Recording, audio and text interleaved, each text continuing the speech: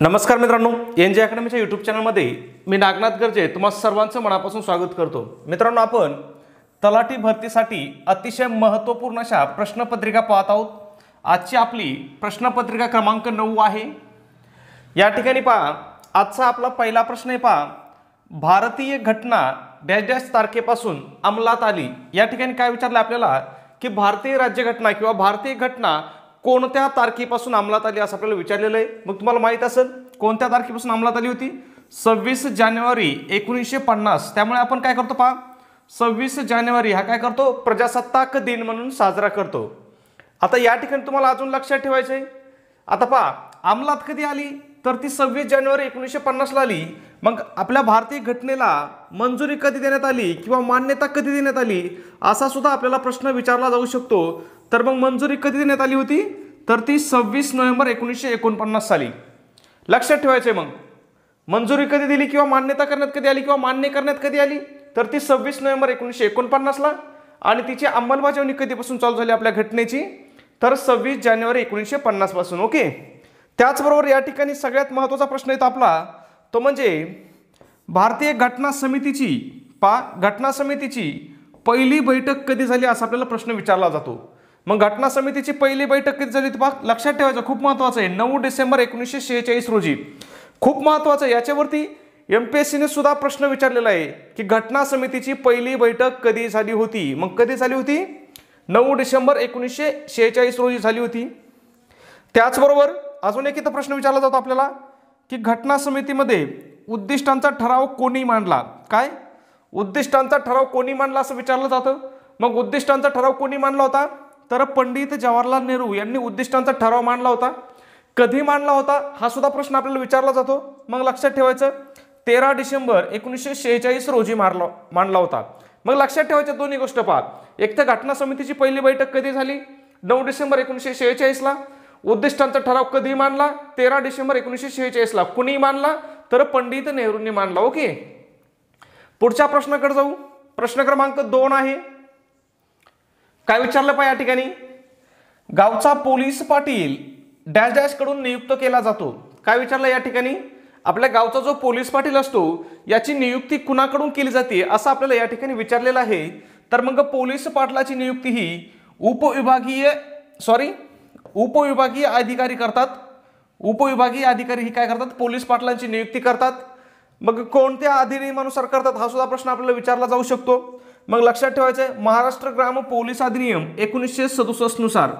याच्यावरती खूप वेळेस प्रश्न आलेला आहे की महाराष्ट्र ग्राम पोलीस अधिनियम कधी मंजूर करण्यात आला। मग कधी मंजूर करण्यात आला होता तर 1967 साली मंजूर करण्यात आला होता। पुढचा प्रश्न आहे आपला 3 नंबरचा। काय विचारलं या ठिकाणी, ब्राह्मो समाजाची स्थापना कोणी केली?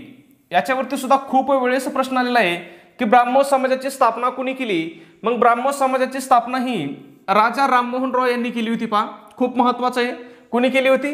राजा राममोहन रॉय यांनी केली होती। कधी केली होती हाही प्रश्न विचारला जाऊ शकतो। लक्षात ठेवा, 1828 साली केली होती। कोणत्या शहरामध्ये केली होती तर ती कोलकाता शहरामध्ये केली होती। पहा, कलकत्त्यामध्ये केली होती, हे पण लक्षात ठेवा। त्याचबरोबर या ठिकाणी अजून सुद्धा आपल्याला काही प्रश्न विचारले जातात, ते म्हणजे विशेषतः सत्यशोधक समाजाची स्थापना कोणी केली। मग सत्यशोधक समाजाची स्थापना कोणी केली होती? पहा, महात्मा फुले यांनी केली होती। कधी केली होती? 1873 ला केली होती। कोणत्या शहरात केली होती हा सुद्धा प्रश्न अलीकडेच विचारलेला आहे। पीएमसी भरतीत प्रश्न विचारण्यात आला होता की सत्यशोधक समाजाची स्थापना महात्मा फुले यांनी कोणत्या शहरात केली। मग कोणत्या शहरामध्ये केली होती? पुणे शहरात केली होती। कधी केली होती? 1873 ला केली होती।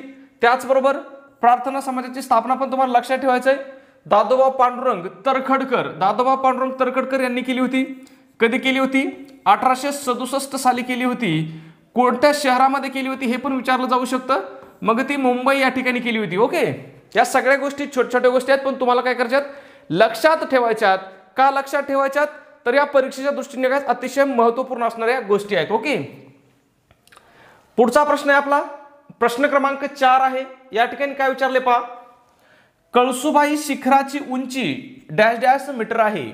आता या ठिकाणी एक लक्षात ठेवायचं आहे, तुम्हाला जे महाराष्ट्रातील महत्त्वाची शिखर आहेत ना यांच्या उंची तोंडपाठ करून ठेवायचे। त्याचबरोबर कोणतं शिखर कोणत्या जिल्ह्यामध्ये आहे हे सुद्धा तुम्हाला तोंडपाठ करून ठेवायचं, कारण याच्यावरती परीक्षेमध्ये खूप वेळेस प्रश्न आलेला आहे. अगदी ग्रुप डी ची परीक्षा असो किंवा तुमची MPSC ची परीक्षा असो, या सगळ्यावरती काय, सगळ्या परीक्षामध्ये काय याच्यावरती प्रश्न आले आहेत शिखरावरती. ओके, मग कळसुबाई शिखराची उंची किती आहे, तर 1646 मीटर ही काय कळसुबाई शिखराची उंची आहे. आता या ठिकाणी तुम्हाला काय करायचे, महाराष्ट्रातील जे उंच शिखर आहेत हे लक्षात ठेवायचे. याच्यासाठी एक ट्रिक्स आहे पहा, कसा मी हसतो, कसा मी हसतो ही काय एक ट्रिक्स आहे. त्यानुसार मी तुम्हाला सगळे शिखर सांगतो पहा. महाराष्ट्रातलं सगळ्यात उंच शिखर कोणतं आहे, कळसुबाई हे नंबर 1चं शिखर आहे. त्याची उंची किती आहे, 1646 आहे.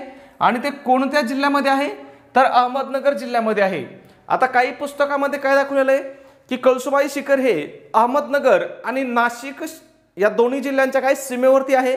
परंतु एक गोष्ट लक्षात ठेवायचं आहे, तुम्हाला ज्यावेळेस असा प्रश्न परीक्षेमध्ये विचारला जाईल त्यावेळेस तुम्हाला डोळे झाकून याचं उत्तर अहमदनगर लिहायचे. ओके, त्याच्यानंतर 2 नंबरचं शिखर कोणतं आहे महाराष्ट्रातील, असाही प्रश्न विचारला जाऊ शकतो. तर मग ते साल्लेर आहे. त्याची उंची किती आहे, 1567 मीटर आहे. आणि साल्लेर शिखर कोणत्या जिल्ह्यामध्ये आहे, तर ते नाशिक जिल्ह्यामध्ये आहे. त्याच्यानंतर 3 नंबरचं शिखर आहे पहा महाराष्ट्रातलं महाबळेश्वर. त्याची उंची किती आहे, 1438 आहे. कोणत्या जिल्ह्यामध्ये आहे, सातारा जिल्ह्यामध्ये आहे. आता या ठिकाणी एक गोष्ट लक्षात घ्या, तुम्हाला उंची पण तुम्हाला लक्षात ठेवायची आणि कोणत्या जिल्ह्यामध्ये आहे हे पण लक्षात ठेवायचं. म्हणजे आता या ठिकाणी प्रश्न असा विचारला जाऊ शकतो की महाबळेश्वर हे शिखर किंवा महाबळेश्वरला थंड हवेचं ठिकाण असं पण म्हटलं जातं. मग शिखर पण म्हणू शकतात किंवा थंड हवेचं ठिकाण पण म्हणू शकतात. आणि विचारलं जाऊ शकतं की हे कोणत्या जिल्ह्यामध्ये आहे. मग कोणत्या जिल्ह्यामध्ये आहे, सातारा जिल्ह्यामध्ये आहे. त्याचनंतर हरिश्चंद्रगड हे काय आपलं पुढचं शिखर आहे, किती नंबरचं, महाराष्ट्रातील 4 नंबरचं शिखर आहे हरिश्चंद्रगड. उंची किती आहे, 1424 मीटर आहे. कोणत्या जिल्ह्यामध्ये आहे, अहमदनगर जिल्ह्यामध्ये आहे. त्याच्यानंतर 5 नंबरचं आहे आपलं सप्तशृंगी. सप्तशृंगी शिखराची उंची किती आहे, 1416 मीटर आहे. कोणत्या जिल्ह्यात आहे, नाशिक जिल्ह्यात आहे. पुन्हा 6 नंबरचं आहे तोरणा. तोरणा या शिखराची उंची किती आहे, 1404 आहे. तोरणा हे शिखर कोणत्या जिल्ह्यामध्ये आहे, तर ते पुणे जिल्ह्यामध्ये आहे. ओके, आता या बरोबरच अजून एक सगळ्यात महत्त्वाचं शिखर राहिलं. कळसुबाई शिखरानंतर जास्तीत जास्त प्रश्न कोणत्या शिखरावर विचारले असतील, तर ते ह्या अस्तंबा शिखरावरती विचारले जातील. आता एक तर या ठिकाणी अस्तंबा शिखराची उंची विचारली जाते, ती किती आहे, 1325 आहे. ते कोणत्या जिल्ह्यामध्ये आहे, नंदुरबार जिल्ह्यामध्ये आहे. पण त्याचबरोबर या ठिकाणी लक्षात घ्या, ते कोणत्या पर्वतरांगेमध्ये आहे, तर ते सातपुडा या पर्वतरांगेमध्ये आहे. मग सातपुडा पर्वतरांगेमधील सर्वोच्च शिखर कोणतं, असा आपल्याला प्रश्न विचारला जाऊ शकतो. काय, सातपुडा पर्वतरांगेमधील सर्वोच्च शिखर कोणतं, असा आपल्याला प्रश्न विचारला जाऊ शकतो. मग ते कोणतं शिखर आहे, अस्तंबा शिखर आहे. त्याची उंची किती, 1325 आहे. ते कोणत्या जिल्ह्यामध्ये आहे, नंदुरबार जिल्ह्यामध्ये आहे. म्हणजे याच्या अगोदर आपण जे शिखर पाहिले होते हे सगळे शिखर काय होते, आपल्या सह्याद्री पर्वतामधील किंवा पश्चिम घाटातील शिखर होते. परंतु अस्तंबा हे शिखर काय आहे मित्रांनो, तर ते सातपुडा पर्वतातील आहे. लक्षात ठेवायचं. ओके, पुढच्या प्रश्नाकडे जाण्या अगोदर छोटी पण एक महत्त्वाची सूचना. आपण तलाठी भरतीसाठी अतिशय महत्त्वपूर्ण अशी टेस्ट सिरीज सुरू केलेली आहे. आपल्या टेस्ट सिरीजचं वैशिष्ट्य म्हणजे टेस्ट सिरीज येणाऱ्या IBPS आणि TCS परीक्षेच्या पद्धतीनुसार म्हणजे TCS पॅटर्ननुसार ही परीक्षा पद्धती असणार आहे. याच्यामध्ये तुम्हाला एकूण 10 टेस्ट दिल्या जातील. आपल्या 10 टेस्टमध्ये तुमचा काय संपूर्ण अभ्यासक्रम, तुमचा सिलेबस किंवा तुमचा संपूर्ण अभ्यासक्रम याच्यामध्ये कव्हर केलेला असणार आहे. त्यासोबत तुम्हाला याची आन्सर की सुद्धा दिली जाईल. त्याचबरोबर आपल्या टेस्ट सिरीजवरती फ्रीमध्ये तुम्हाला काय दिलं जाईल पहा, तलाठी भरतीचे 2011 ते 2019 पर्यंतच्या सर्व प्रश्नपत्रिका.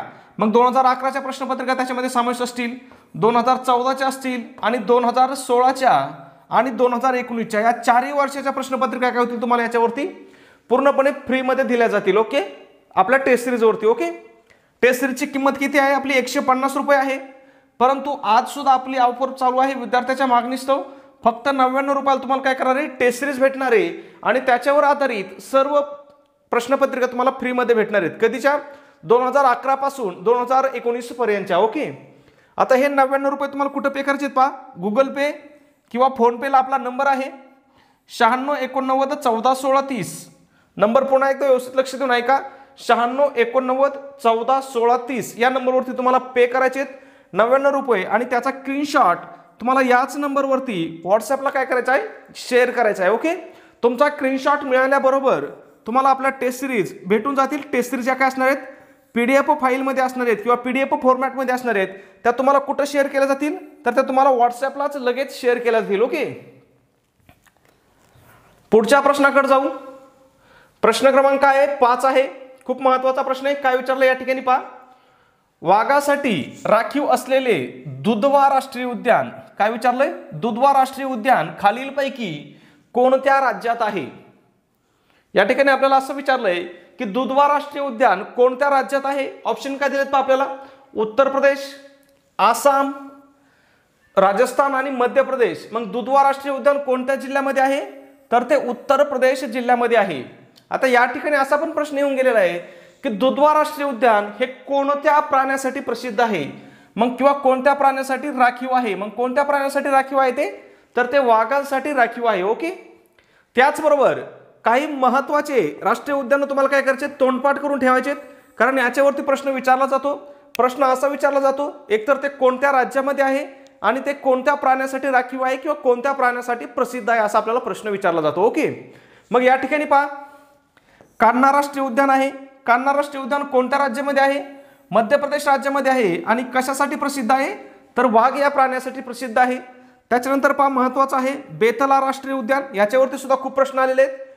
कशासाठी प्रसिद्ध आहे, वाघासाठी. कोणत्या राज्यामध्ये आहे, तर ते झारखंड राज्यामध्ये आहे. ओके, पुन्हा अतिशय महत्त्वाचं आहे, याच्यावरती तर प्रत्येक परीक्षेमध्ये प्रश्न विचारलेला आहे, काझीरंगा राष्ट्रीय उद्यान. काझीरंगा राष्ट्रीय उद्यान कोणत्या राज्यामध्ये आहे, 100% माहीत असणार आहे. कोणत्या राज्यामध्ये आहे, आसाम राज्यामध्ये आहे. कोणत्या प्राण्यासाठी प्रसिद्ध आहे, तर एकशिंगी गेंडा. लक्षात ठेवा, एकशिंगी गेंडा या प्राण्यासाठी प्रसिद्ध आहे. त्याच्यानंतर जिम कार्बेट राष्ट्रीय उद्यान कशासाठी प्रसिद्ध आहे, हा प्रश्न विचारला जाऊ शकतो.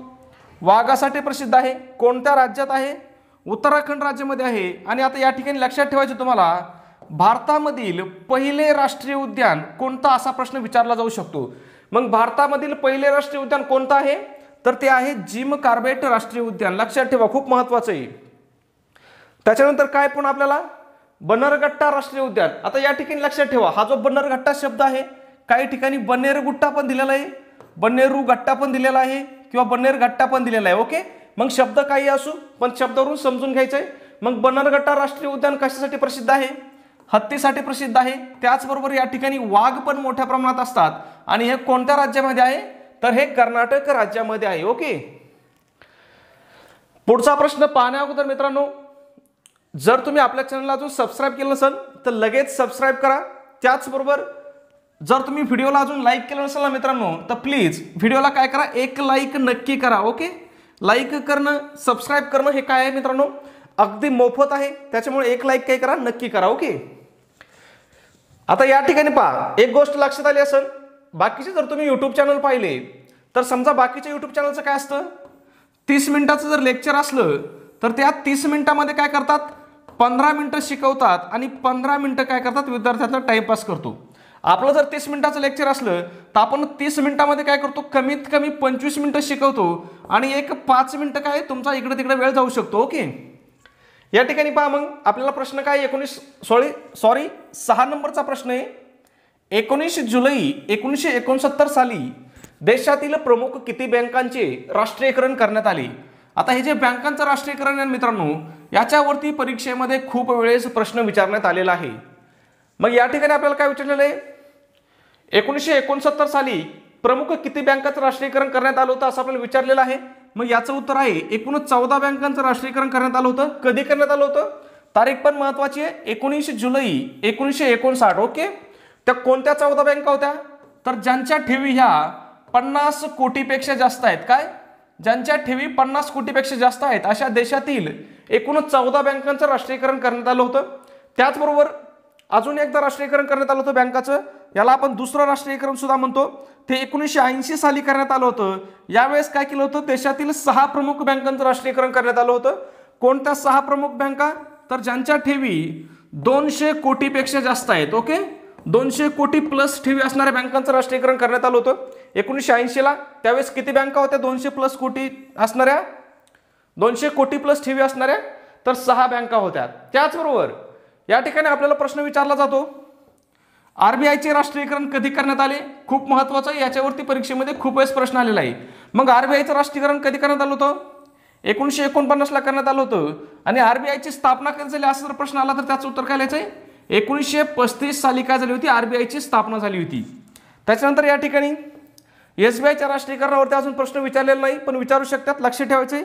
1955 ला झालं होतं. आणि एसबीआयची स्थापना सुद्धा कधी झाली होती? तर ती सुद्धा 1955 सालीच झाली होती. ओके. पुढचा प्रश्न आहे, सोपा प्रश्न आहे, याच्यात काय विशेष असं अवघड नाही. डॅश प्रजातींची संख्या जगात सर्वात जास्त आहे. तर सर्वात जास्त कोणत्या प्रजातींची संख्या आहे? तर कीटक या प्रजातींची संख्या जगामध्ये सर्वात जास्त आहे. इयत्ता 9वीच्या विज्ञान जर तुम्ही वाचला असेल तर त्याच्यामध्ये हा प्रश्न आहे. पुढचा प्रश्न आहे आपला 8 नंबरचा. या ठिकाणी आपल्याला विचारलंय की मसुदा समिती डॅश डॅश रोजी नेमली गेली. म्हणजे आपल्याला असं विचारलंय की मसुदा समितीची स्थापना कधी केली किंवा मसुदा समिती कधी नेमली गेली. मग कधी नेमली गेली होती? तर ती 29 ऑगस्ट 1947 रोजी. ओके, सिंपल आहे, लक्षात ठेवायचे. कधी? 29 ऑगस्ट 1947 रोजी मसुदा समिती नेमली होती. मसुदा समितीचे अध्यक्ष कोण होते? तर ते डॉक्टर बाबासाहेब आंबेडकर हे काय होते? मसुदा समितीचे अध्यक्ष होते. त्याचबरोबर आता या ठिकाणी पहा, काही प्रमुख समित्या आहेत. या प्रमुख समित्यांवरती आपल्याला प्रश्न विचारले जातात की या समितीचे अध्यक्ष कोण होते, असा आपल्याला प्रश्न विचारला जातो. मग मसुदा समितीचा अध्यक्ष आपण आताच पाहिलं कोण होते? डॉक्टर बाबासाहेब आंबेडकर हे मसुदा समितीचे अध्यक्ष होते. त्याच्यानंतर पहा, एक महत्वाची समिती होती केंद्रीय ऊर्जा समिती. हिचे अध्यक्ष कोण होते? जवाहरलाल नेहरू होते. त्याच्यानंतर एक महत्वाची समिती आहे ती म्हणजे केंद्रीय घटना समिती. हिचे अध्यक्ष सुद्धा जवाहरलाल नेहरू होते. प्रांतीय घटना समिती हिचे अध्यक्ष कोण होते? सरदार वल्लभभाई पटेल होते. या दोन्ही समित्या आहेत ना मित्रांनो, परीक्षेच्या दृष्टीने खूप महत्वाच्या आहेत. केंद्रीय घटना समिती आणि प्रांतीय घटना समिती. केंद्रीय घटना समितीचे अध्यक्ष कोण होते? जवाहरलाल नेहरू होते. प्रांतीय घटना समितीचे अध्यक्ष कोण होते? सरदार वल्लभभाई पटेल होते. त्याचबरोबर सुकाणू समितीचे अध्यक्ष कोण होते? डॉक्टर राजेंद्र प्रसाद हे सुकाणू समितीचे अध्यक्ष होते. त्याचबरोबर राष्ट्रीय ध्वज तदर्थ समिती म्हणजे जी राष्ट्रीय ध्वज समिती होती याचे अध्यक्ष कोण होते? तर तिचे अध्यक्ष सुद्धा डॉक्टर राजेंद्र प्रसादच होते. हे जे अध्यक्ष आहेत ना मित्रांनो, हे तुम्हाला तोंडपाठ करून ठेवायचे आहेत. ओके. पुढचा प्रश्न आहे, महत्वाचा प्रश्न आहे, कारण हा सार्कवरचा प्रश्न आहे आणि सार्कवरती परीक्षेमध्ये आपल्याला वारंवार प्रश्न विचारला जातो. काय विचारलं या ठिकाणी? खालीलपैकी कोणता देश सार्कचा सदस्य नाही? काय विचारलंय? खालीलपैकी कोणता देश सार्कचा सदस्य नाही असं विचारलंय. मग आपल्याला ऑप्शन पाहावे लागतील. काय आहेत? नेपाळ, भूतान, जपान आणि अफगाणिस्तान. तर यापैकी जपान हा देश काय सार्कचा सदस्य नाही. आता आपल्याला या ठिकाणी काय विचारलेलं आहे? नाही असं विचारलेलं आहे. ओके. मग या ठिकाणी तुम्हाला एकतर सार्कचा फुल फॉर्म काय हे लक्षात ठेवायचे. पहा, South Asian Association for Regional Cooperation लक्षात ठेवायचं आहे. सार्कचा फुल फॉर्मवरती प्रश्न आलेला आहे.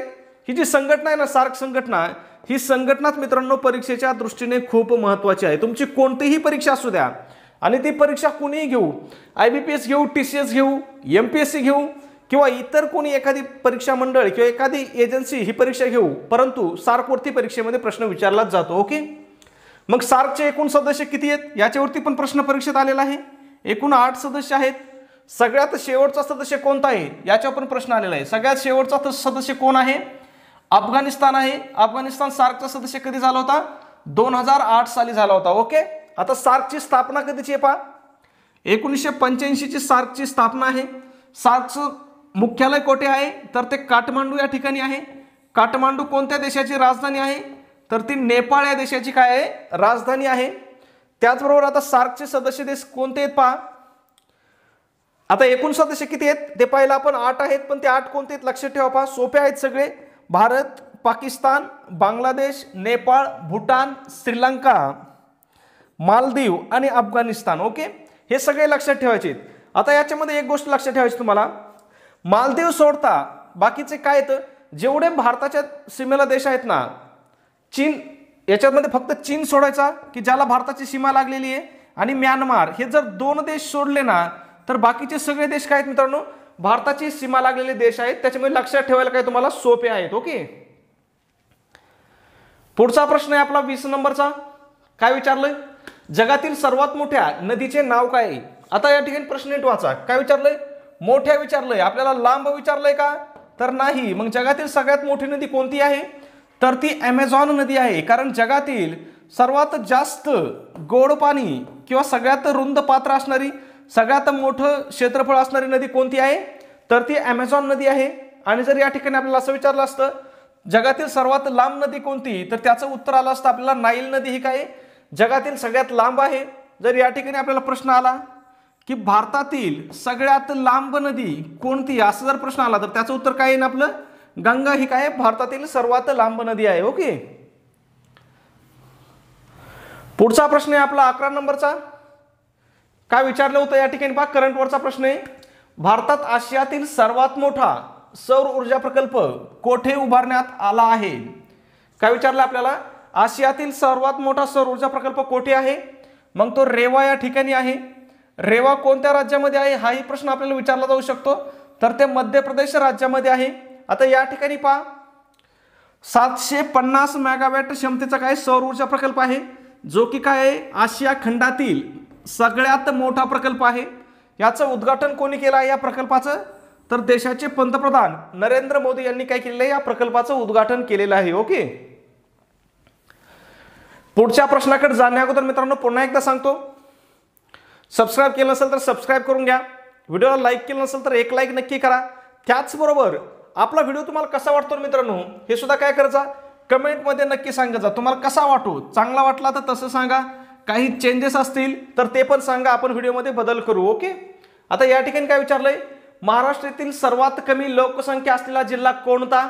आता या प्रश्नाचं पहा, आपण मागचा व्हिडिओ जर तुम्ही पाहिला असेल तर त्याच्यामध्ये सुद्धा हा प्रश्न घेतलेला आहे. त्याच्यामुळे तुम्हाला काय करायचं आहे, अतिशय सोपा प्रश्न आहे, रिपीट झालेला प्रश्न आहे. त्याच्यामुळे याचं उत्तर काय करायचं मित्रांनो तुम्हाला कमेंटमध्ये सांगायचे की महाराष्ट्रात सर्वात कमी लोकसंख्या असलेला जिल्हा कोणता आहे. ओके. मी कालच्याच व्हिडिओमध्ये सांगितलेलं आहे. आपला जो व्हिडिओ क्रमांक 8 आहे ना याच्यावरती मी तुम्हाला डिटेल्समध्ये सांगितलं होतं आणि त्याच वेळेस मी तुम्हाला सांगितलं होतं की 2011च्या लोकसंख्येवरती आपल्याला कमीत कमी 2 प्रश्न प्रत्येक परीक्षेमध्ये विचारले जातात. ओके. त्याच्यामुळे काय करायचं तुम्हाला या प्रश्नाचं उत्तर कमेंटमध्ये द्यायचं आहे. पुढचा प्रश्न आहे प्रश्न क्रमांक 13 आहे. काय विचारलंय, जगातील पहिला कोरोना पॉझिटिव्ह प्राणी कोणत्या देशात आढळला आहे? कुठं आलेला प्रश्न आहे, आता जी आपली पीएमसी भरती झाली, पुणे महानगरपालिका भरती, या ठिकाणी प्रश्न आला होता. कुणी घेतली होती भरती? IBPS मार्फत भरती घेतली होती. मग या ठिकाणी पहा जगातील पहिला कोरोना पॉझिटिव्ह प्राणी कोणत्या देशामध्ये आढळला होता? तर तो अमेरिका या देशामध्ये आढळला होता. कोणता प्राणी होता तो? तर एका वाघाला काय झाला होता, कोरोना झाला होता.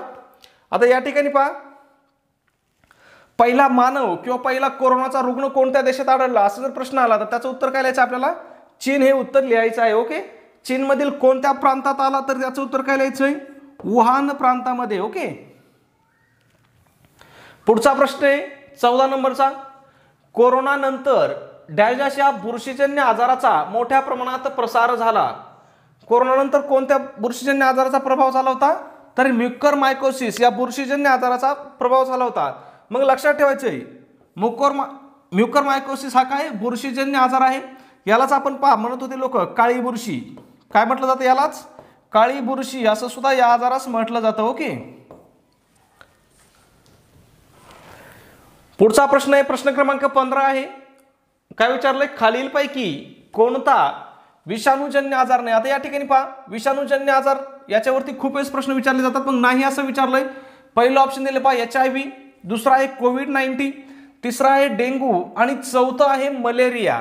मग यापैकी कोणता आजार हा विषाणूजन्य नाही? तर डेंग्यू हा जो आजार आहे मित्रांनो तर हा विषाणूजन्य आजार नाही आहे. ओके. मग या ठिकाणी पहा सॉरी मलेरिया हा काय विषाणूजन्य आजार नाही. मग या ठिकाणी पहा आता विषाणूजन्य आजार कोणकोणते आहेत हे लक्षात ठेवायचे. पहा एडस, कोरोना, डेंग्यू, सार्स सर्दी, कावीळ, गालफुगी आणि रेबीज हे काय विषाणूजन्य आजार आहेत. आता या ठिकाणी लक्षात ठेवायचं डेंग्यू या आजाराचा प्रसार कशापासून होतो हाही प्रश्न विचारला जातो. ओके. प्रसार कशापासून होतो असा विचारला जातो. मग प्रसार कशापासून होतो तर मच्छरापासून याचा काय होतो प्रसार होतो. जीवाणूजन्य आजार कोणते आहेत पहा, क्षय आहे, टायफॉइड आहे, कॉलेरा आहे, प्लेग आहे आणि कुष्ठरोग आहे. त्याचबरोबर बुरशीजन्य रोग पण लक्षात ठेवायचे आहेत. गजकर्ण असेल, हत्तीपाय असेल, त्वचारोग असेल आणि म्युकरमायकोसिस असेल हे सगळे रोग कोणते आहेत बुरशीजन्य रोग आहेत. ओके. पुढचा प्रश्न आहे खूप वेळेस रिपीट होणारा प्रश्न आहे, सोपा प्रश्न आहे. काय विचारलंय, मतदानाच्या शाईमध्ये कोणत्या रसायनाचा वापर केला जातो? ऑप्शन काय आहेत, ammonium nitrate, silver nitrate, sodium nitrate आणि कॉपर सल्फेट। मग यापैकी सिल्वर नायट्रेट या रसायनाचा वापर काय केला जातो? मतदानाच्या शाईमध्ये केला जातो। खूप वेळेस रिपीट झालेला प्रश्न आहे, त्याच्यामुळे पाठ करून ठेवायचंय। पुढचा प्रश्न आहे 17 नंबरचा, काय विचारलंय? तोतला डोह धरण कोणत्या नदीवर बांधण्यात आले आहे? मग कोणत्या नदीवरती आहे तोतला डोह धरण? तर ते पेंच नदीवरती आहे। कोणत्या जिल्ह्यात आहे असाही प्रश्न विचारला जाऊ शकतो, तर ते नागपूर जिल्ह्यामध्ये आहे। ओके, पुढचा प्रश्न काय पहा, प्रश्न क्रमांक 18 आहे, काय विचारलंय? खालीलपैकी कोणत्या नदीच्या खोऱ्यात कोळसा क्षेत्र आहे?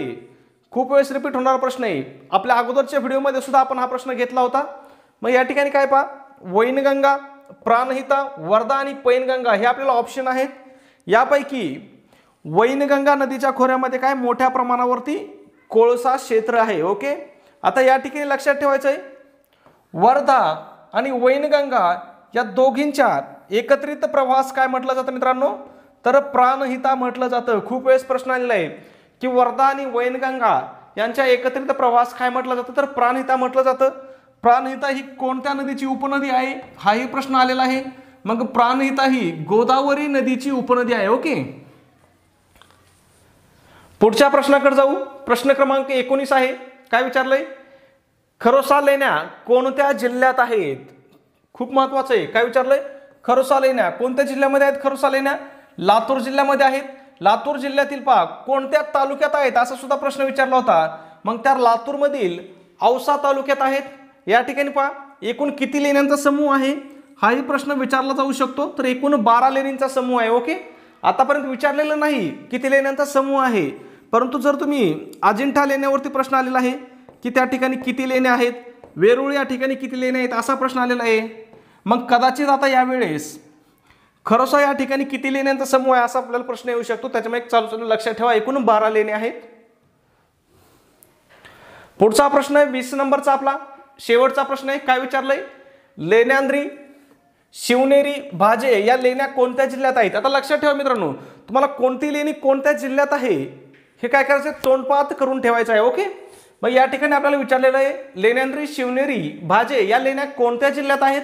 ऑप्शन आहेत पहा, नांदेड, औरंगाबाद, पुणे आणि नाशिक। आता या प्रश्नाचं उत्तर काय करायचं मित्रांनो, तुम्हाला सगळ्यांना कमेंटमध्ये सांगायचं आहे। त्याचबरोबर तुम्ही जर चॅनलला सबस्क्राईब केलं नसेल लगेच सबस्क्राईब करा, व्हिडिओला अजून लाईक केलं नसेल तर एक लाईक नक्की करा। त्याचबरोबर आपला व्हिडिओ तुम्हाला कसा वाटतो हे सुद्धा कमेंटमध्ये नक्की सांगा, आणि आपला व्हिडिओ तुमच्या मित्रपरिचितांना मित्रांनो नक्की काय करत जा, फॉरवर्ड करत जा। ओके, भेटूया आपल्या पुढच्या नवीन उद्याच्या आपल्या व्हिडिओमध्ये। तोपर्यंत सर्वांना जय महाराष्ट्र, जय हिंद।